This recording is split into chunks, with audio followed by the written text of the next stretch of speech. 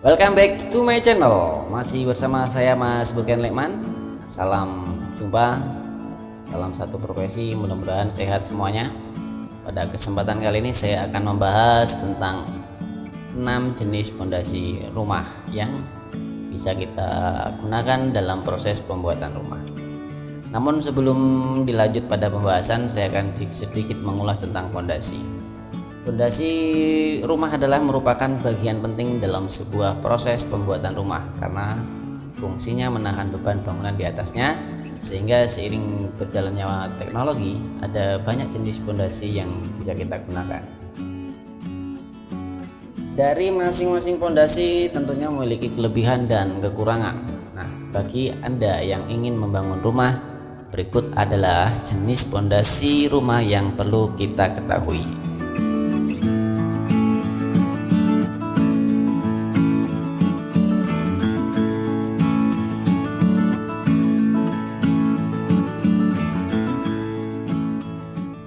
Yang pertama adalah pondasi rumah batu kali atau pondasi rumah yang menggunakan material dari bahan batu kali. Pondasi batu kali merupakan salah satu jenis pondasi yang populer digunakan. Proses pembuatan pondasi batu kali juga sangat sederhana. Anda hanya mengumpulkan batu kali di sisi bangunan, kemudian menempatkannya atau menempelkannya menggunakan adukan semen dan pasir.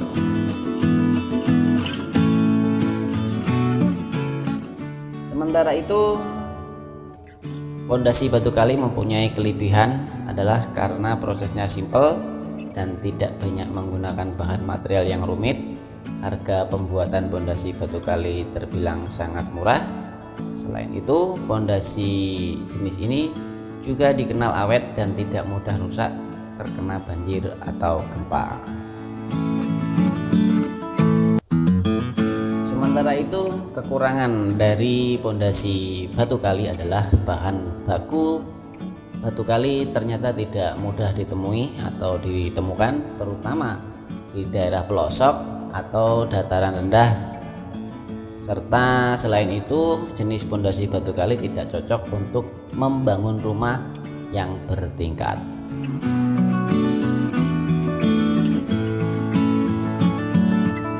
Selanjutnya atau yang kedua adalah pondasi rumah telapak atau pondasi rumah tapak.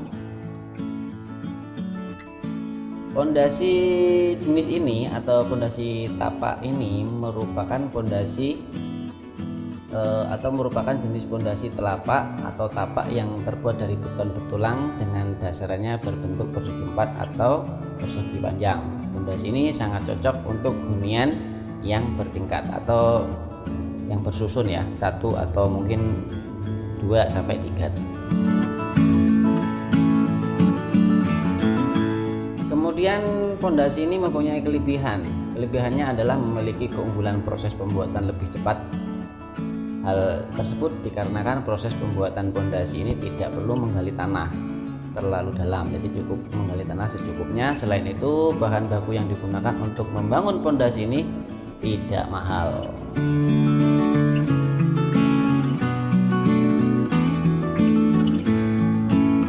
Kekurangan dari pondasi ini adalah tidak semua tukang bangunan atau pekerja bangunan itu memahami dalam proses pembuatan pondasi tapak tersebut.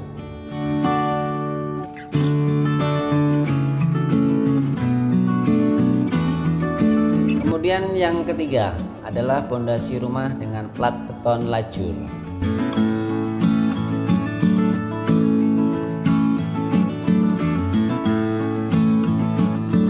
Pondasi plat beton lajur atau kemudian ada pondasi yang namanya plat beton lajur, sifatnya lebih kuat karena semua bagian yang ada memakai beton bertulang. Ukuran lebarnya juga selang tergantung selera, 70 sampai 30 cm juga bisa. Karena ukurannya hampir sama, pondasi ini sering dipakai sebagai pengganti pondasi batu belah jika bahan batu belah itu sulit untuk didapatkan.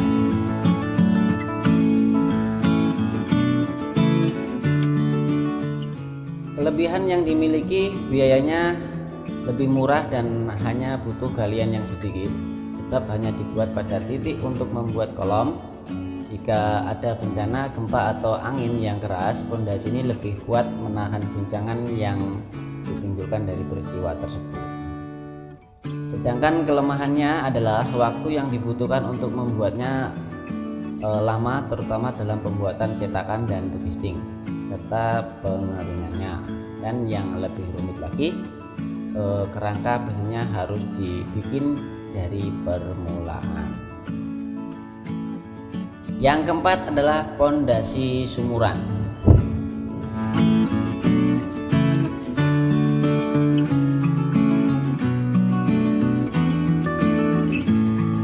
Pondasi sumuran atau pondasi jenis lainnya adalah pondasi sumuran, yaitu pondasi yang pengecorannya dilakukan di tempat secara langsung memakai batu belah dan beton. Pekerjaannya diawali dengan penggalian tanah yang ukuran diameternya 60 hingga 80 cm dengan kedalaman 8 meteran.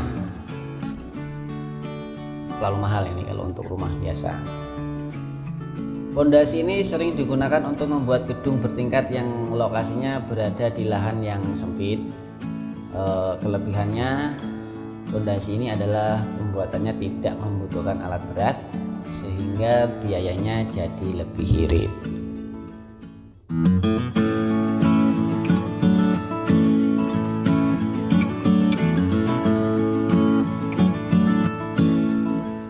Sementara kekurangannya yaitu pertama, kualitasnya sulit untuk kita kontrol karena letaknya di dalam tanah dan tidak cocok untuk tanah yang berlumpur.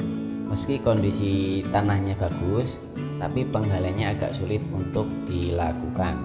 Jadi kelemahannya untuk pondasi sumuran adalah seperti itu.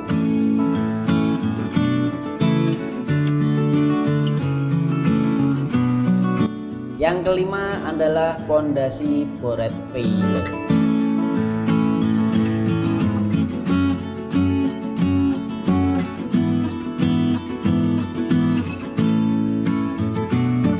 Pondasi ini merupakan jenis pondasi yang menggunakan beton bertulang yang dimasukkan ke dalam lubang bor.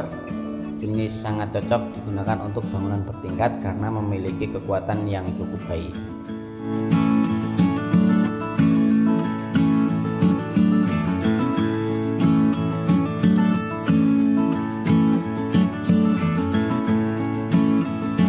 Kelebihan dari pondasi ini adalah proses pembuatannya yang murah. Hal tersebut disebabkan minimalnya penggunaan beton. Namun kekurangan dari pondasi ini adalah jenis banyaknya peralatan yang digunakan, seperti harus memiliki mesin pengeboran dan lain-lain.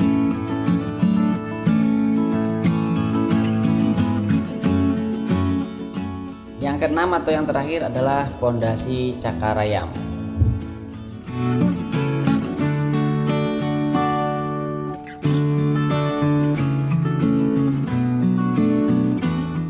Pondasi rumah cakarayam merupakan salah satu pondasi yang populer digunakan. Sesuai namanya, pondasi ini memang menyerupai bentuk cakar ayam. Bentuk tersebut dibuat dari besi beton yang yang ditanam di dalam tanah dengan kuat.